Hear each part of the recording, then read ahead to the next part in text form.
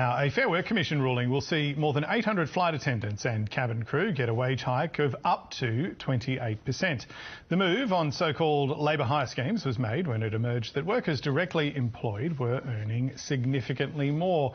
To explain this for us is Teri O'Toole, the Federal Secretary with the Flight Attendants Association. She joins us from Sydney. Teri, good morning. Good morning. So this is a result of a very long campaign. For those who haven't followed the introduction of the same job, same pay laws, can you just briefly spell out why were people working for the same airline and the same job getting paid different wages? Well, around 2007, Qantas, under previous leadership, decided that it was a great idea to start these labour hire companies. So we've got crew that have been with the company since before 2007 or around 2007, and they were employed under these labour hire schemes. So for almost 20 years, they've worn a Qantas uniform, they've worked on the Qantas planes, but they've never actually worked for Qantas.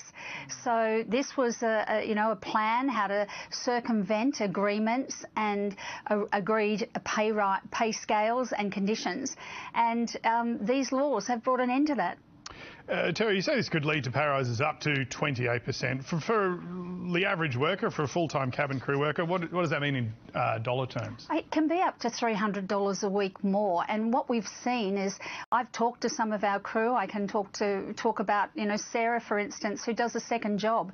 These increases are going to make her able to stop working that second job, so that time can be spent with her family and friends rather than rushing off to a second job to make ends meet. So it's absolutely historical for our cabin crew community. Now, as I mentioned, this has been coming for quite a while. The process has been taking place. Qantas has previously warned that these laws could lead to higher fares because of the higher cost inputs. What do you think about that? Is that the case? Well, if they've got to find money, I'm sure that there's a lot of executive wages that would actually be able to be cut before they'd start putting up airfares. But at the end of the day, that's a matter for the airline. What we're really interested in is making sure that these laws stick around. We know that we've heard some rhetoric from some of the other politicians saying that these laws would be removed, and it would be absolutely dire for people that have worked for these labour hire companies and not been able to get an opportunity to work for the parent company. And so these laws are important, they need to stay, and we need commitments from politicians that they're not going to remove these laws if they get into power. Teri, just finally on some of the politics, you probably noticed, in fact I'm sure you did, that there's been a bit of focus recently on the Prime Minister's use of Qantas and upgrades. From your point of view, just broadly, not specifically about Anthony Albanese, but is it a problem that politicians get perks like special lounge access, maybe upgrades, from airlines that they are responsible for regulating? Does it send the wrong message?